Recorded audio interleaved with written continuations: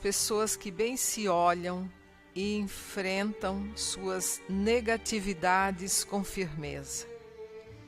Se não descobrir qualidades em mim, como posso ver as dos outros ou esperar que vejam as minhas?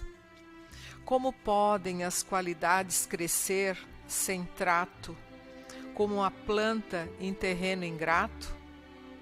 Não posso vagar sem rumo, maltratando as minhas qualidades. Eu as acionarei, afirmei e vencerei deficiências. Meu terreno interior dará bons frutos, com a força viva que vem de ti. Saberei esperar e resistir. Abençoa-me. Obrigada, Deus, muito obrigada.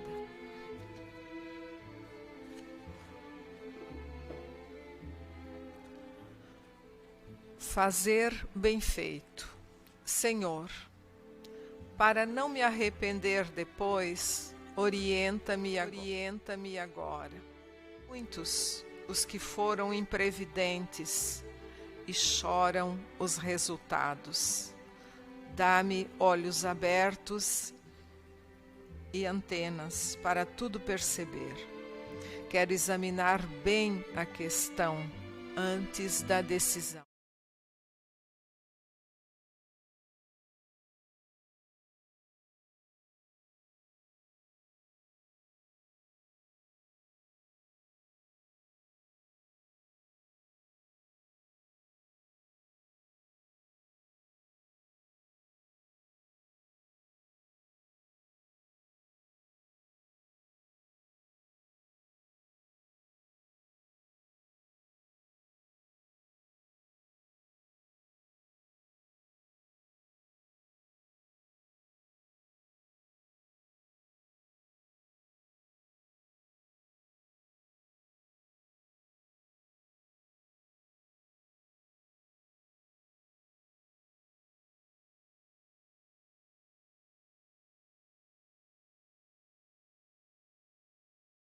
De estrago.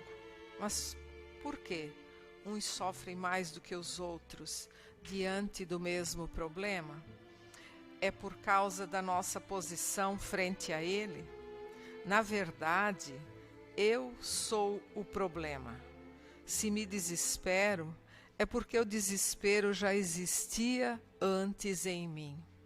Se me conservo calmo, a calma já estava comigo. Então, para pensar positivamente e não me abater, busco forças em ti. Reforça, Senhor, o meu íntimo, para não ser eu o problema, a complicação, a dor. Assim, nada me será questão difícil. Obrigada, Senhor, muito obrigada.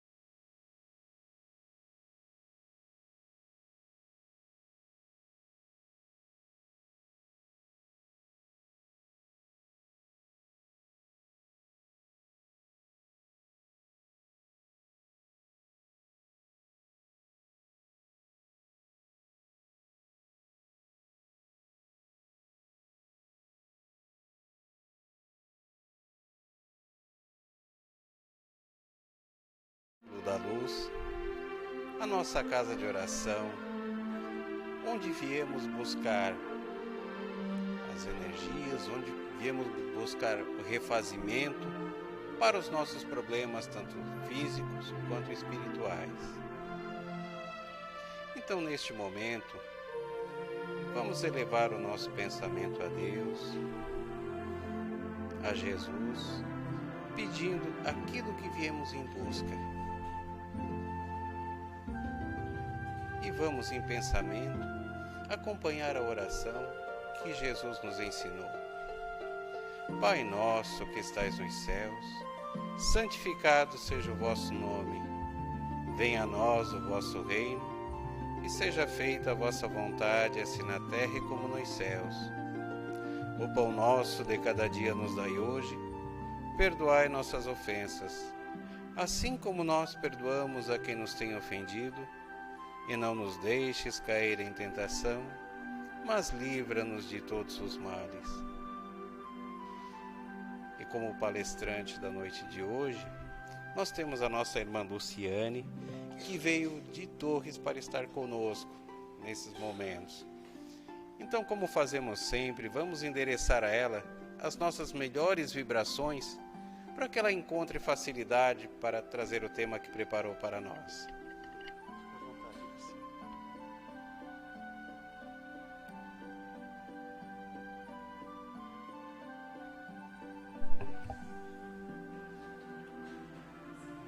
Boa noite a todos os presentes, encarnados, desencarnados, a todos aqueles que assistem também pela internet essa palestra, o trabalho na noite de hoje. Que o amor de Jesus esteja conosco, hoje e sempre, e que nós possamos, na noite de hoje, encontrar alento para as nossas almas e, quem sabe, aquele ensinamento, aquela palavra que vai nos aliviar as dores da alma. Aquela palavra que vai nos ajudar a finalmente descobrir aquele espaço que nós tanto buscamos encontrar, de alívio, de calma, de paz, de felicidade, não fora de nós, mas dentro de nós mesmos.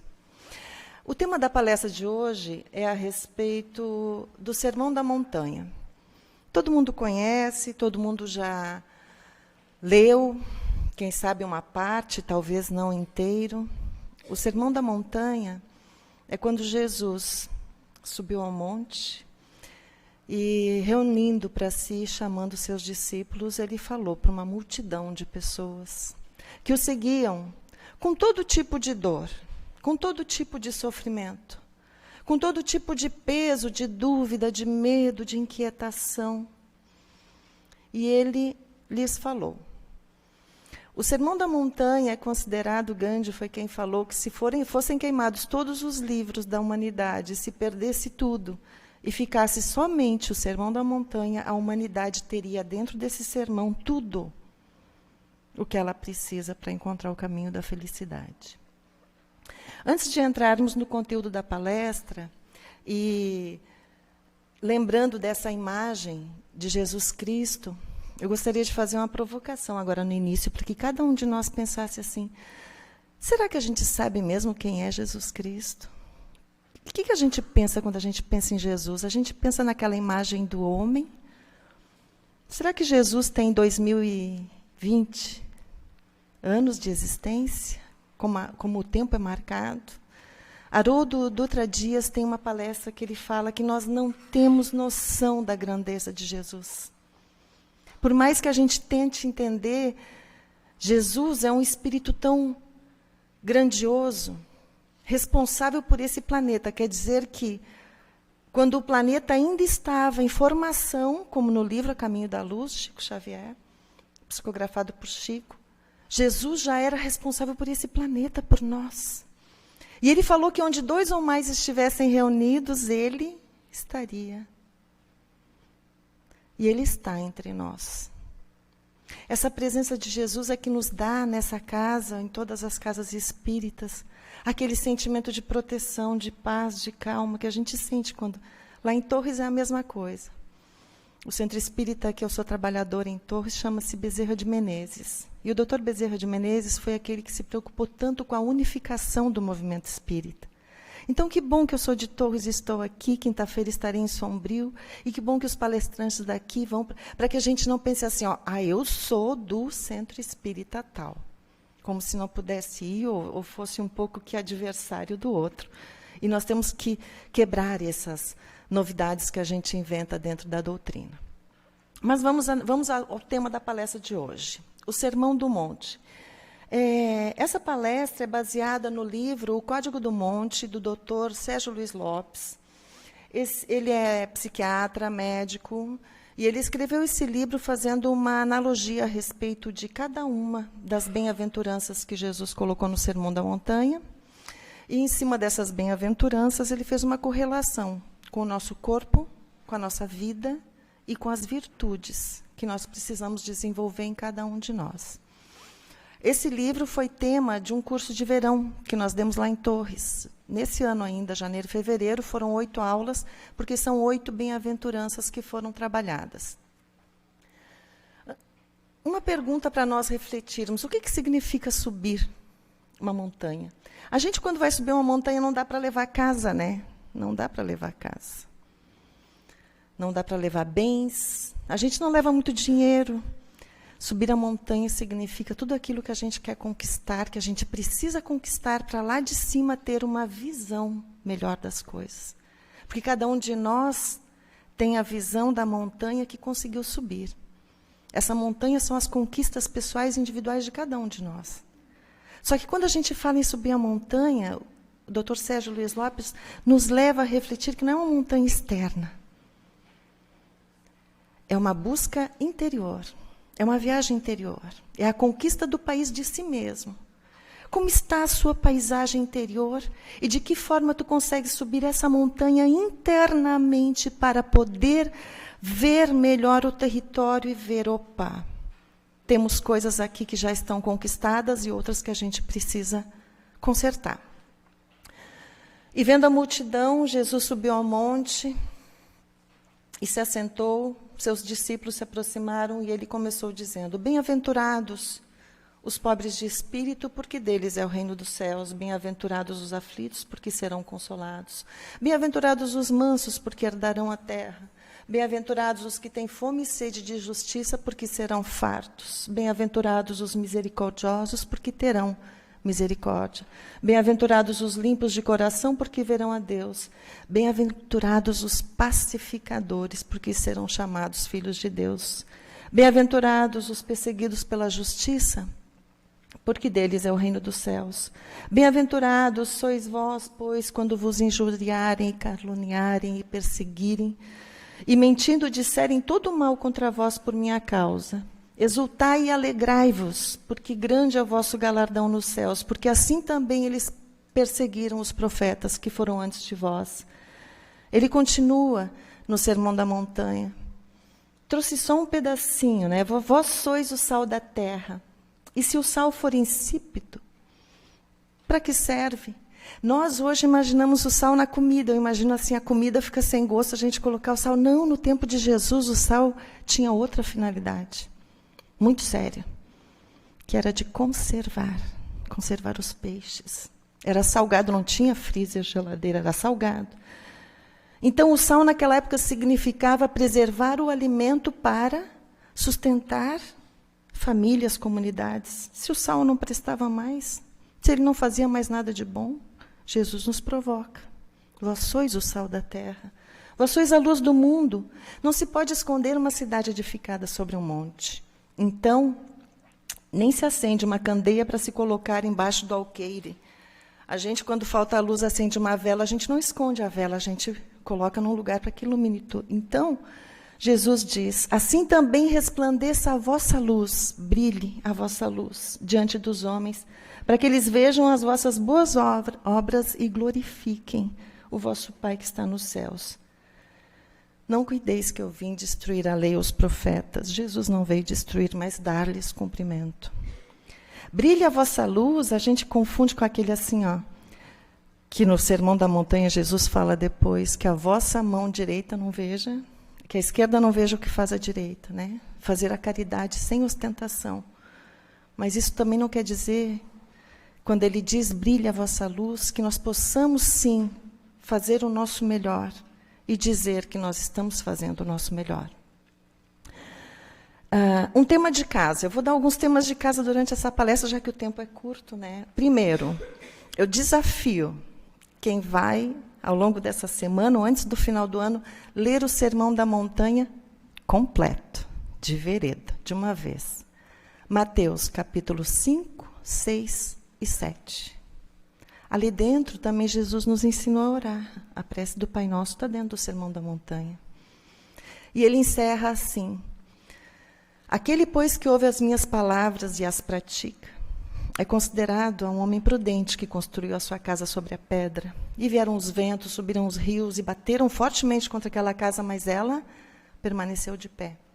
Mas aquele que escuta as minhas palavras e não as coloca em prática é semelhante a um homem insensato que construiu sua casa sobre a areia. E bateram os ventos e subiram os rios e derrubaram aquela casa. E grande foi a sua ruína. Quando ele encerra o Sermão da Montanha, no finalzinho do capítulo 7 de São Mateus, diz assim que toda aquela multidão estava admirada, porque Jesus não falava como os escribas, mas como quem tem autoridade. Imaginem a presença de Jesus para arrastar multidões. Nessa nova doutrina, ele dizia: amarás, ouviste o que foi dito, amarás teu próximo e odiarás teu inimigo, da lei de Moisés. Eu, porém, vos digo, amai os vossos inimigos. Bendizei os que vos maldizem e fazei bem aos que vos odeiam. E orai pelos que vos maltratam e perseguem. O Evangelho segundo o Espiritismo, os 4 primeiros capítulos falam dos 4 pilares da doutrina espírita. Aqui tem pessoas que já estudaram muito a doutrina espírita, tem pessoas que estão começando a ler, a entender, procurando conhecimento. Esses 4 primeiros capítulos falam, capítulo 1, não vim destruir a lei, e reflete a certeza da existência de Deus. Deus criador, Deus eterno, bondoso, amoroso e justo. O capítulo 2, meu reino não é deste mundo, fala a respeito da fé na vida futura. Dai a César o que é de César. O capítulo 3 fala que há muitas moradas na casa do meu Pai. Crede em Deus, crede também em mim. Há muitas moradas na casa do meu Pai. Se assim não fosse, eu vou-lo teria dito. E eu vou para lhes preparar o lugar e voltarei a fim de buscá-los. Que amor! Que amor! E aí a referência sobre a pluralidade dos mundos habitados, que a vida não é só na Terra e que existem muitos outros mundos. O capítulo 4, ninguém poderá ver o reino de Deus se não nascer de novo. Fala a respeito da reencarnação, da imortalidade da alma. Esse texto é do professor, doutor Severino Celestino. Ele é PhD, ele esteve em Torres também agora durante a Semana Espírita, fez seminários, fez palestras, simplesmente fantástico. O trabalho dele também está disponível na internet. E ele estudou muitos trechos, as bem-aventuranças também, muitos trechos do Antigo e do Novo Testamento, buscando a tradução correta do que significava. E um dos trabalhos dele é a respeito da oração do Pai Nosso. Nessa oração, ali tem o texto literal, né, transliterado em hebraico, e a tradução correta. Ele já fez muitas viagens lá para a Terra Santa, em que existe o Pai Nosso em mais de 100 idiomas traduzido. E ele diz que o nosso tem algumas diferenças. Quando a gente fala Pai Nosso que estais nos céus, na verdade a tradução correta é Pai Nosso dos céus. A gente diz, santificado seja o vosso nome. Santo é teu nome. Venha o teu reino. Tua vontade se faz, na terra como também nos céus. Não é a gente dizendo, Senhor, faça a tua vontade, eu estou permitindo que a sua vontade se faça. Olha, é uma pequena diferença, mas mostra a grandeza do Pai Nosso, de cada palavra que está colocada ali. Dá-nos hoje a nossa parte do pão. A gente fala, dai-nos o pão nosso de cada dia, nos dai hoje. Né? No literal, o professor Celestino viu a nossa parte do pão. Olha a humildade disso, né? De repartir o pão. E aqui não é meu pai, né? Que a gente muitas vezes fala meu pai. Não é meu, é nosso. Essa visão é muito importante. perdoa as nossas culpas quando nós perdoarmos as culpas dos nossos devedores. Não é só quem nos ofende, mas os erros deles também. Não nos deixes entregues à provação, porque assim nos resgatas do mal. Assim seja o que assim possa ser. Aqui eu convido também, quem puder, tiver tempo de assistir essa semana, o filme Nos Passos do Mestre. É um filme HD que foi feito, produzido pelo professor Celestino, é muito lindo, conta todo esse trabalho dele de anos e os livros dele. E uma coisa interessante que ele fala aqui também, eu vou tirar, esse slide está muito... O Salmo 23, que a gente fala, o Senhor é meu pastor, nada me faltará.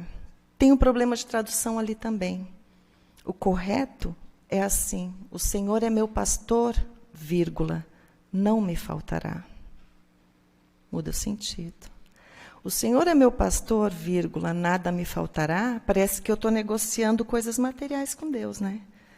O Senhor é meu pastor, vírgula, não me faltará. É que Ele estará comigo em tudo que eu pedir. Em toda dor, em todo sofrimento, Ele jamais me faltará. Porque eu estou pedindo. E, voltando para o Sermão da Montanha, ele fala que essa pronúncia hebraica, né, de bem-aventurado da palavra, não quer dizer assim, ó, que às vezes fala, felizes os que choram. É meio estranho de entender, né? Como é que Jesus subiu um monte para dizer, está chorando, está sofrendo, então tu é feliz? Parece um pouco uma dicotomia, um pouco contraditório. Na verdade, o professor Celestino diz que o significado principal dessa palavra é marcha, avançar. Avançar na estrada que leva a Deus. Então seria, bem-aventurados os que sofrem, seria entender assim, em marcha, avante, sigam em frente, não desanimem, não se desesperem, tende bom ânimo, vós que estáis sofrendo, chorando, porque vocês serão consolados. O Sermão da Montanha, então, foi proferido num monte, que tem uma excelente acústica, porque isso eu também me perguntava, como que Jesus conseguia se fazer ouvir por milhares de pessoas? Aqui eu estou usando o microfone, e às vezes ainda é difícil de ouvir. Imagina se tivesse num lugar aberto 1.000, 2.000, 3.000, 5.000 pessoas. Esse local tem uma excelente acústica até hoje, às margens do mar da Galileia. A relação do livro, o Código do Monte, é de que cada bem-aventurança está ligada com uma virtude que a gente deve procurar desenvolver. A primeira está ligada com a humildade, a segunda com a resignação, os mansos, a mansuetude, a fé, o perdão, a pureza, o altruísmo e a caridade. E a relação que o autor faz é que cada uma dessas bem-aventuranças está relacionada com um chakra, os centros de força que nós temos no nosso organismo. Sendo o primeiro a humildade, o chakra básico, o segundo o umbilical genésico, a mansuetude, o esplênico, amplamente falado por André Luiz, nos livros psicografados por Chico Xavier. Na virtude da fé, o gástrico solar, no perdão, o cardíaco, na pureza, o laríngeo, no altruísmo, o frontal, e na caridade, o coronário. No desenvolvimento dessas virtudes, no desenvolvimento dos centros de força, nós fomos buscar na literatura não só o que o Dr. Sérgio Lopes busca como referência teórica para o trabalho dele, mas expandindo um pouquinho mais. A coleção Nosso Lar começa com o livro Nosso Lar, e ali, 1954, Francisco Cândido Xavier psicografa mensagens, informações que hoje, em 2020 praticamente, se nós abrirmos o livro para ler, ainda tem novidade. Ainda tem coisas que a ciência agora está revelando. E a doutrina espírita é tão maravilhosa que Allan Kardec disse assim, use racionalmente a fé e entenda a doutrina espírita. Se em algum ponto a doutrina espírita ir contra a ciência falar que a doutrina espírita está errada em algum ponto, sigam a ciência. Essa é a fé raciocinada que encanta na doutrina espírita, que nos esclarece, que nos tira os véus. No livro Evolução em Dois Mundos, André Luiz diz, pelas mãos abençoadas de Chico Xavier, que os centros vitais são fulcros energéticos que, sob a direção automática da alma, imprimem às células a especialização extrema, pela qual o homem possui no corpo denso. E detemos todos no corpo espiritual recursos equivalentes. As células que produzem fosfato, carbonato de cálcio na construção dos ossos, que também estão nas funções dos órgãos, do fígado, e que se transformam em filtros do sangue, nos rins, e que cuidam de todo o nosso equipamento orgânico, está relacionado com os centros de força. Aqui, uma ligação do código do monte, das virtudes, da localização e das glândulas do sistema glandular que estão ligadas a esses centros de força, sabendo que o nosso corpo físico é matéria, que não é matéria, que é energia condensada, porque o nosso espírito tem um invólucro semimaterial chamado perispírito, que, materializando-se, faz parte do corpo físico. Não são coisas separadas, são coisas integradas. No livro Evolução em Dois Mundos ainda, nas páginas 19 e 21, André Luiz nos explica um pouquinho mais a respeito dos centros vitais. E diz assim: temos por expressão máxima do veículo que nos serve o centro coronário, que na Terra é considerado pela filosofia hindu como sendo o lótus de 1000 pétalas. Isso foi escrito numa época, 1954, em que pouquíssimo conhecimento se tinha a respeito das coisas do Oriente. Pouquíssimos. Hoje a gente abre a internet, coloca qualquer tema, a gente tem acesso a qualquer tipo de... Nessa época, não. E ele já falava que o centro coronário é o mais significativo em razão do seu alto potencial de radiações, uma vez que nele se assenta a ligação com a mente, a fulgurante sede da consciência. Esse centro recebe, em primeiro lugar, os estímulos do espírito, comandando os demais, vibrando, todavia, com eles, em justo regime de interdependência. Logo após o coronário, encontramos o cerebral, que ordena as percepções de variada espécie, percepções essas que na vestimenta carnal constituem a visão, a audição, o tato e a vasta rede de processos da inteligência que dizem respeito à palavra, à cultura, à arte, o saber. Essas palavras são exatamente como estão no livro, não foram alteradas. É no centro cerebral que possuímos o comando do núcleo endocrínico, referente aos poderes psíquicos. Em seguida, temos o centro laríngeo, que preside aos fenômenos vocais, inclusive as atividades do timo, da tireoide e das paratireoides. Logo após está o centro cardíaco, que sustenta os serviços da emoção e do equilíbrio geral. Depois o esplênico, que no corpo denso está ligado ao baço, regulando a distribuição e circulação adequada dos recursos vitais. Depois o gástrico, que se responsabiliza pela penetração de alimentos e fluidos na nossa organização, e o genésico, que se localiza no santuário do sexo como templo modelador de formas e estímulos.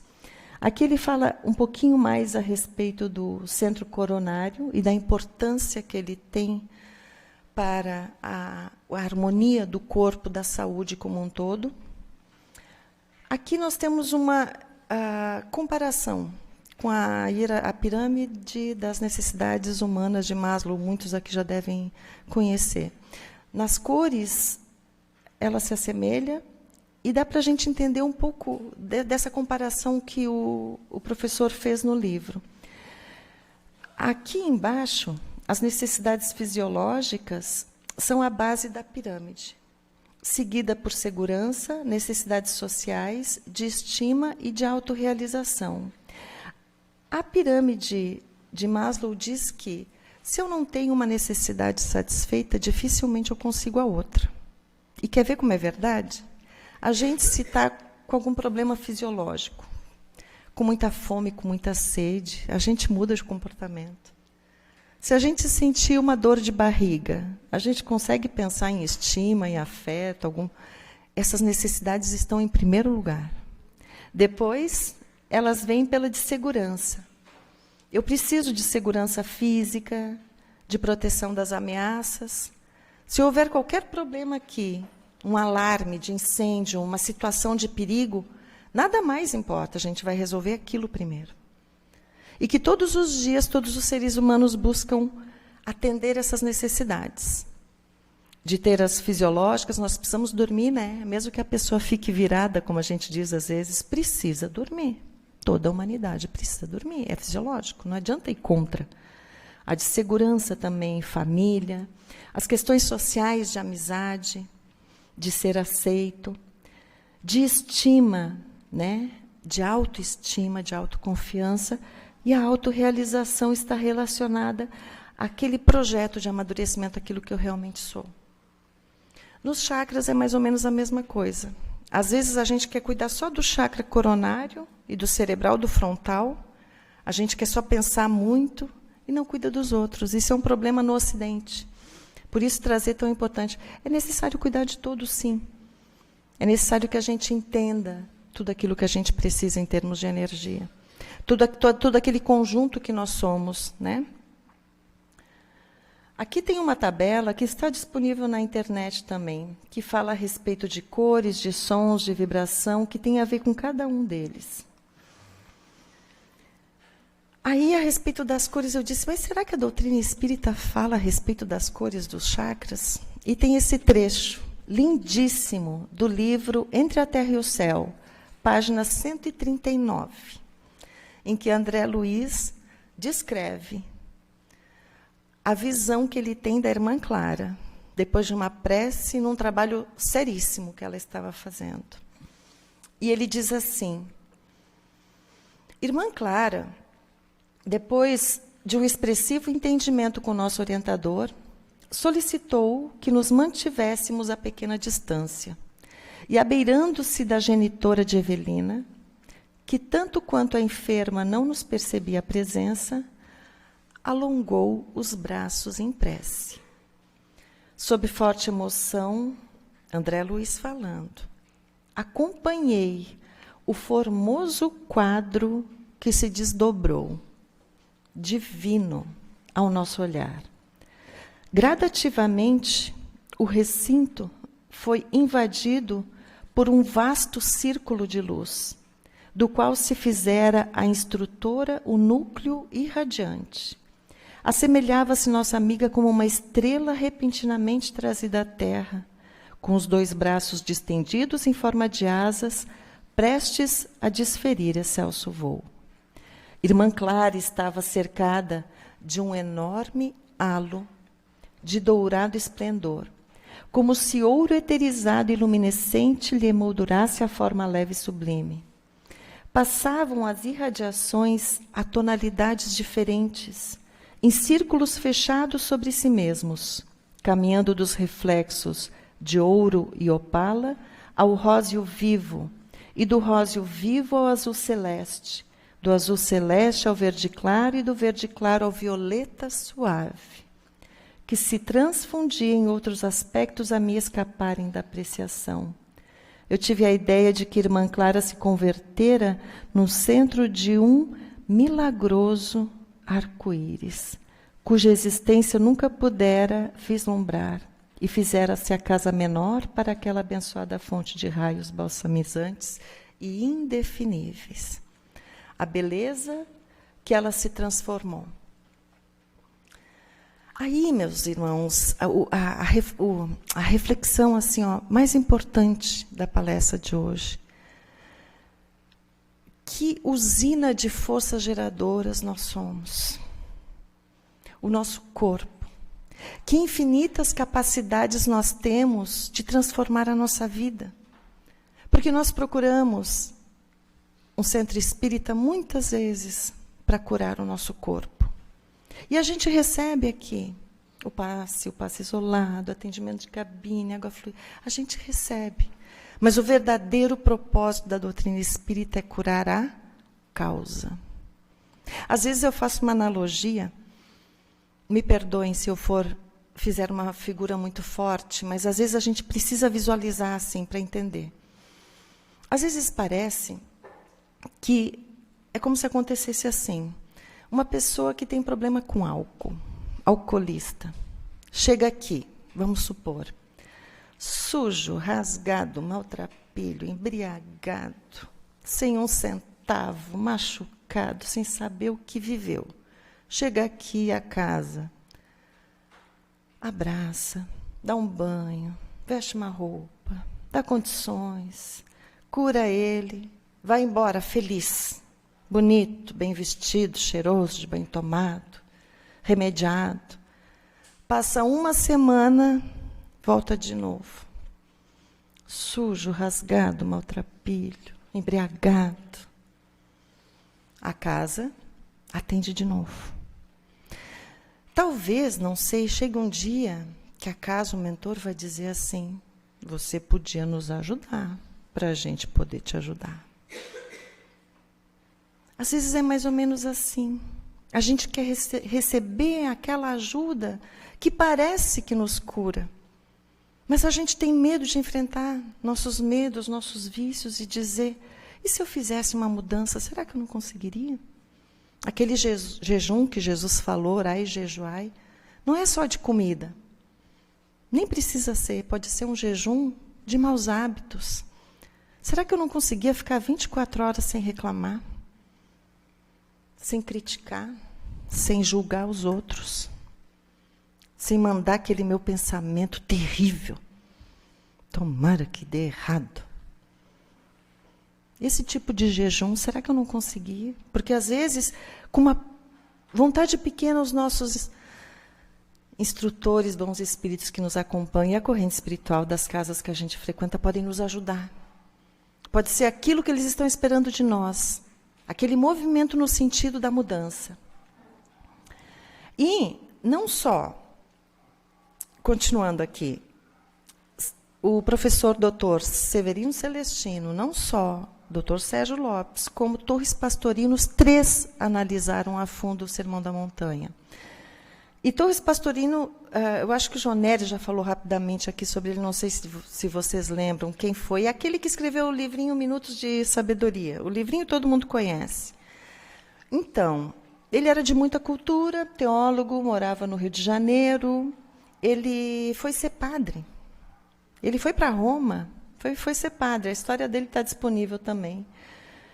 Quando, em 1937, ele aguardava sua promoção na Itália, e ele se surpreendeu com uma situação, porque o Papa disse que não ia receber Gandhi naqueles trajes que ele estava vestido, que eram os trajes dele, muito simples, né, muito humilde, que ele precisaria vestir a casaca, que na época seria exigência.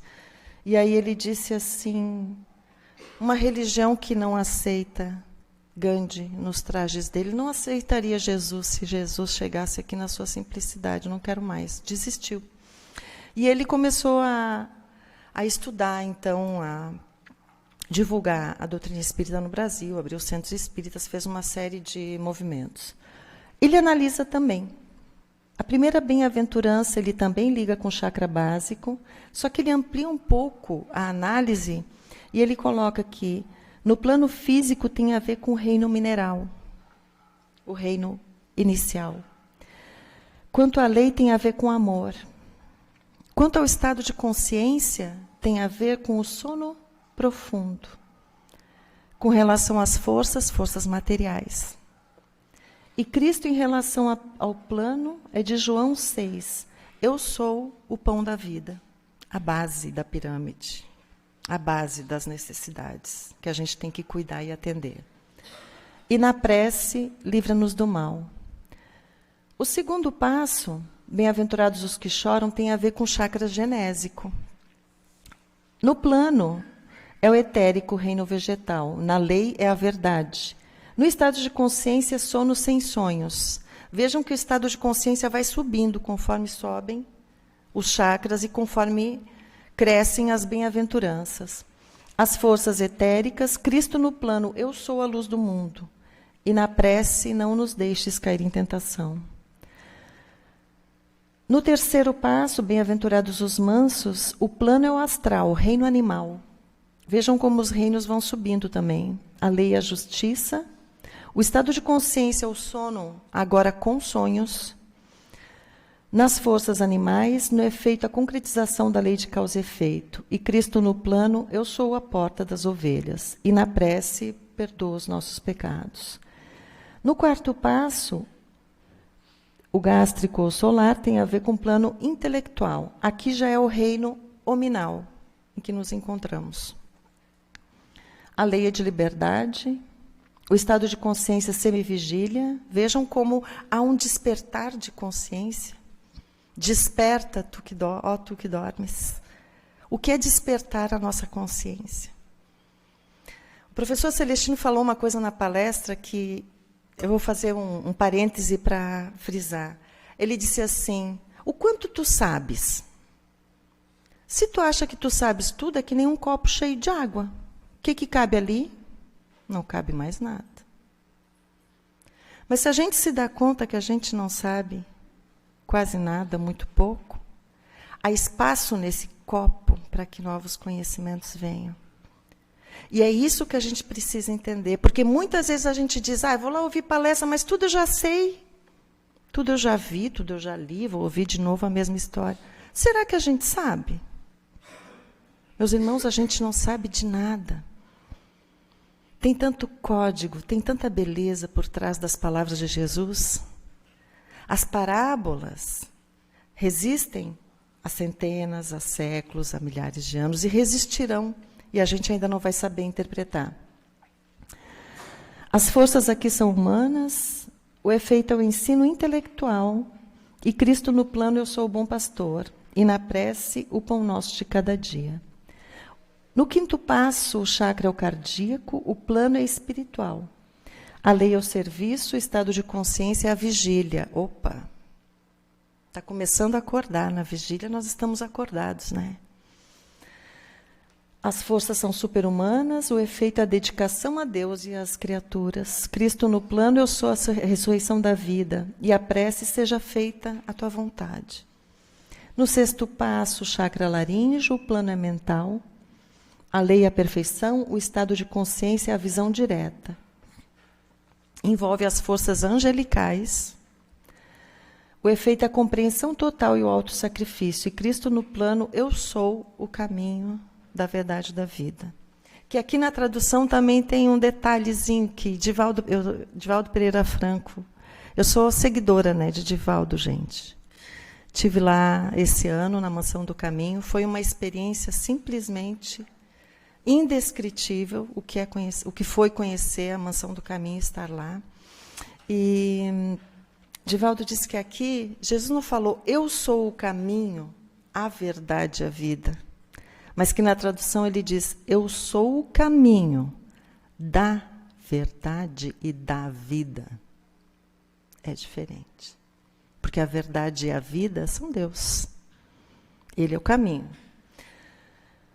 E no sétimo passo, o chakra frontal e o coronário, plano divino, a essência divina em cada ser criado é a própria partícula da vida, a lei é a beleza, o estado de consciência, integração e unificação. A expansão é a fusão total em Deus e suas criaturas, forças divinas. Cristo no plano, eu sou a videira e vós sois os ramos. E na prece, santificado seja o teu nome. Na prece que Jesus ensinou, e voltando, vocês viram que o Pai Nosso está dentro das bem-aventuranças? Vocês perceberam o Pai Nosso em cada passo? Eu vou voltar. Os 7 passos para a gente ver as 7 frases do Pai Nosso nas bem-aventuranças. Começando pelo coronário. Pai nosso, que és do céu ou estás no céu. Santificado seja o teu nome. Venha a nós o teu reino. Seja feita a tua vontade, assim na terra como nos céus. No estômago, o pão nosso de cada dia nos dai hoje. Perdoai as nossas ofensas, nossos erros, fraquezas, assim como nós perdoamos aqueles que nos devem. E não nos deixes cair em tentação, mas livra-nos do mal. o Pai Nosso dentro das bem-aventuranças, relacionados a nossos estados de consciência e aos reinos pelos quais nós passamos. Leon Denis diz que nós estivemos no plano mineral, passamos pelo reino vegetal, pelo reino animal, e estamos no reino hominal. Nós vamos ficar por aqui? Não. Nosso destino é angelitude. Estamos caminhando para lá. Uns chegam antes, outros depois. Uns vão mais rápido, outros demoram mais. É o livre-arbítrio. Para encerrar, o primeiro capítulo do livro Entre a Terra e o Céu,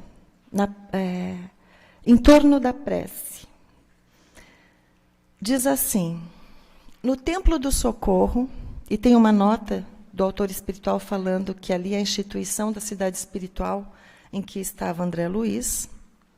No Templo do Socorro, o ministro Clarencio comentava a sublimidade da prece, e nós o ouvíamos com a melhor atenção.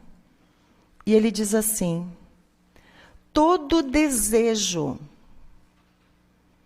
é manancial de poder. Tudo que a gente quer, a gente consegue. Nossos pensamentos negativos se materializam em tudo que dá errado na nossa vida. Nossos pensamentos, Jesus falou, os apóstolos vieram perguntar: Senhor, a gente não consegue curar, por que a gente não conseguiu tirar aquele espírito daquele jovem que estava endemoniado? E Jesus falou: por causa da vossa pouca fé. Porque se vocês tivessem a fé do tamanho de um grão de mostarda, dirias aquela montanha, vai daqui para lá, e ela iria, sem duvidar no seu coração. O poder da fé. E ele completa assim: a planta que se leva para o alto, convertendo a própria energia em fruto que alimenta a vida, é um ser que ansiou por multiplicar-se. Aquela maçã que a gente compra no mercado, aquele fruto, vem de uma planta que transformou a sua energia, porque dentro dela havia uma ânsia, um desejo, uma vontade, um querer de multiplicar-se, de distribuir o que tem de melhor. E vós conhecereis as árvores pelos frutos. Como é que a gente sabe se uma pessoa é boa ou não? Pelo que ela fala, pelo que ela demonstra? Diz que os psicopatas conseguem fazer. Eu já tive na minha vida a ocasião de conhecer uma pessoa psicopata. Ela é encantadora. É impressionante. Como é que a gente reconhece? Jesus falou: pelos frutos. Para gerar frutos, é preciso estar saudável. Nós estamos saudáveis? Não, né, gente? Eu vejo na Terra tantos problemas, nós vemos. Cada um de nós tem um problema de saúde para resolver. O físico, mental, espiritual, emocional, todos nós temos as nossas dores. E o problema é que muitas vezes a gente acha que é a pior dor do mundo. Olha para o lado. Problema de família. Não tem uma pessoa que a gente fale que não tenha problema de família. A gente acha que a nossa é a pior, né? Olha para o lado. Para agradecer a família que a gente tem, que é aquela que a gente precisa. A corrente mental humana, sim, assume a feição mais elevada e complexa. É no cérebro humano, o gabinete da alma, erguida a estágios mais nobres na senda evolutiva. É pensamento contínuo, fluxo energético incessante, revestido de poder criador. Vamos voltar lá para as virtudes do livro? Vamos subir essa montanha. Começando pela base, a humildade. Depois a gente sobe, desenvolvendo resignação, a mansuetude, a fé. A fé está no centro, percebem? O equilíbrio do coração, do amor que está no centro desse processo, o perdão, a pureza de coração, o altruísmo e a caridade. Quer dizer que eu posso ser caridoso sem ser humilde? Eu vou ser aquele que dá humilhando. Pega aí, eu posso dar, estou podendo. Aí não precisa, não é essa caridade. Eu consigo ser manso sem ser humilde, sem ser resignado? Eu consigo perdoar sem ser humilde, sem ser manso, sem ter fé? Eu consigo ter pureza de coração sem ter tudo isso? Eu consigo pensar, me dedicar aos outros sem ter tudo isso? São virtudes complementares nessa escadinha.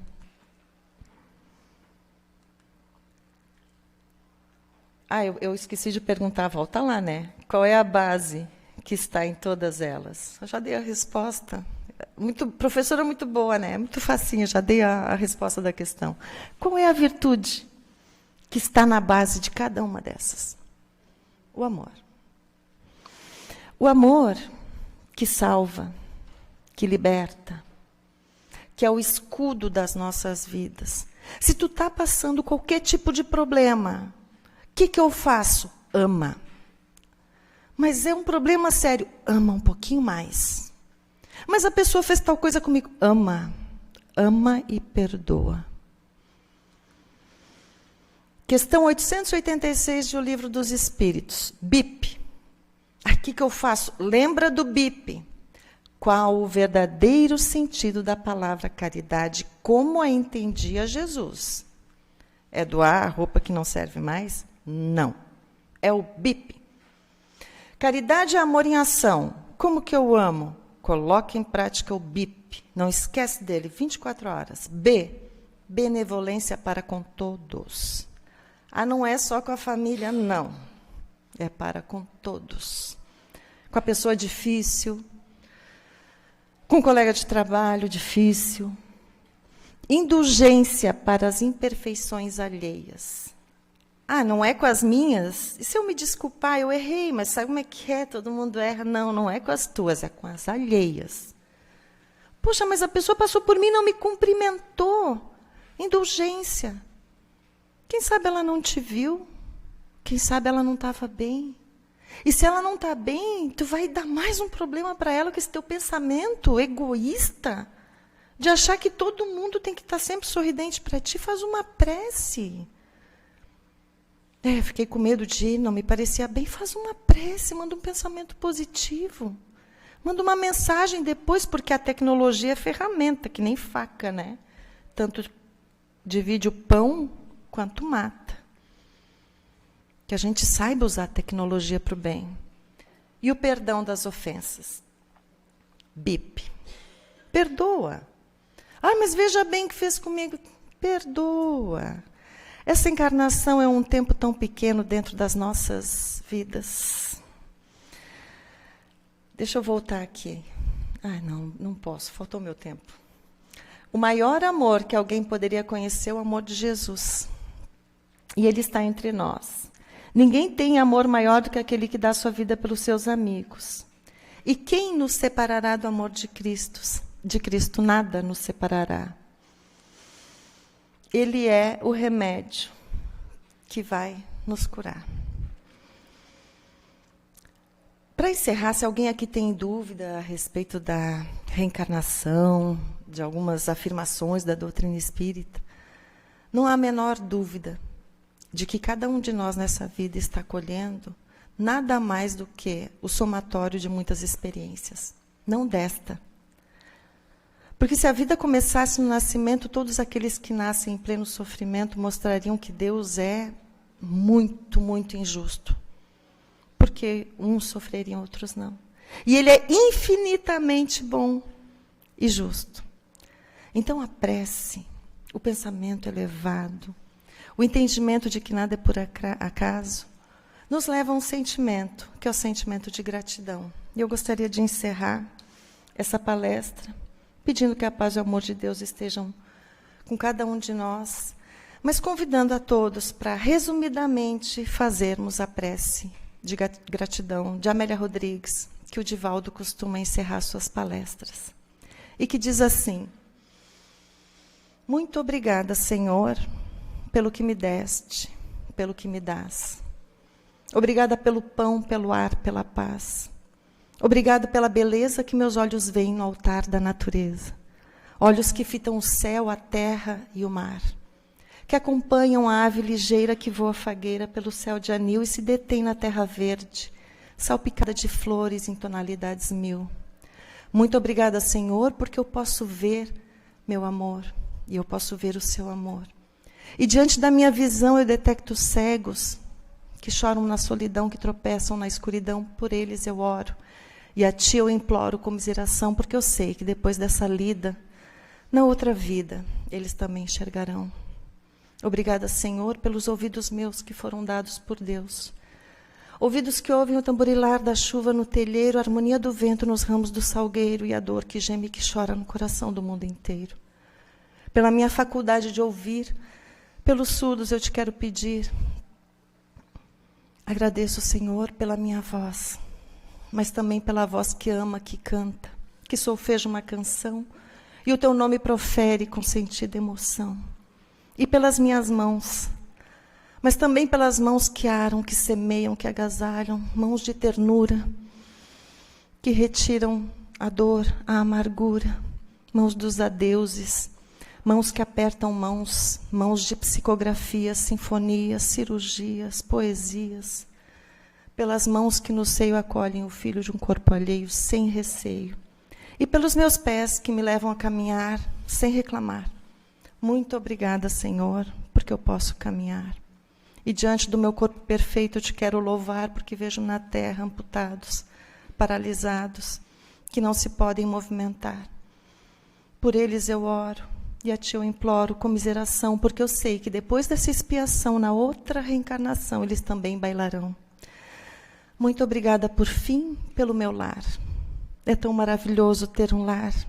Não importa se esse lar é uma mansão, uma tapera, um grabato de dor, uma casa no caminho, um duplex, um bangalô, uma casinha na praia, seja o que for, mas que dentro dele exista a forte presença do amor de pai, de mãe, de irmão, de marido, de esposa, de um amigo, a presença de um cão, porque é muito triste viver na solidão. Mas se eu não tiver, Senhor, ninguém para me amar, uma cama para eu me deitar, um teto para me abrigar, nem aí reclamarei. Pelo contrário, eu cantarei, muito obrigada, Senhor, porque eu nasci, por essa oportunidade maravilhosa que é a vida, pelo Teu amor, porque eu creio em Ti. Muito obrigada, Senhor, pela sua paciência, atenção comigo também. Obrigada. Boa noite.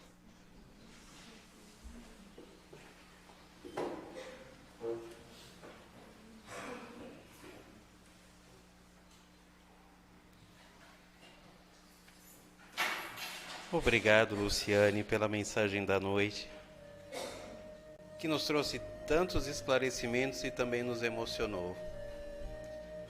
Que a espiritualidade amiga possa acompanhar a nossa irmã de volta ao seu lar, nos seus trabalhos, e que ela possa estar conosco em outras oportunidades. E como o Mestre Jesus disse, pedi e obtereis. Vamos pedir pelas águas, para que elas se tornem remédios para aqueles que fizerem uso. Pedir pelos nomes que estão nas urnas, de encarnados e desencarnados, para que possam ser atendidos em suas necessidades. Pelos nossos irmãos que se encontram doentes, aqueles que se encontram nos presídios, os que estão desempregados, as famílias, aqueles que perderam seus entes queridos e os que partiram desse mundo. Por cada um de nós e pelas intenções que cada um traz dentro de si.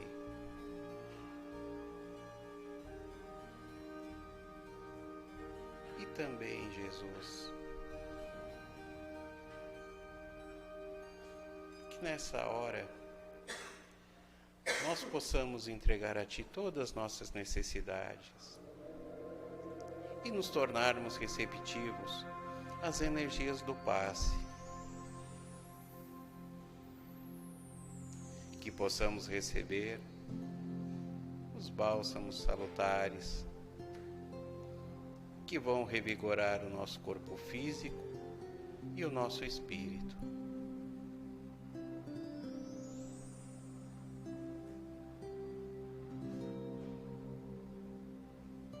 Que essas energias possam entrar nos nossos centros de força nos refazendo para mais uma semana. E agradecidos que somos por tudo de bom que faz por nós, Pai, nós te agradecemos em forma de oração, dizendo: Pai nosso que estais nos céus, santificado seja o vosso nome, venha a nós o vosso reino, e seja feita a vossa vontade, assim na terra como nos céus. O pão nosso de cada dia nos dai hoje, perdoai nossas ofensas, assim como nós perdoamos a quem nos tem ofendido, e não nos deixes cair em tentação, mas livra-nos, Pai, de todos os males. E assim, nós encerramos os trabalhos dessa segunda-feira no Círculo da Luz, desejando aos irmãos uma boa semana e um bom retorno aos seus lares.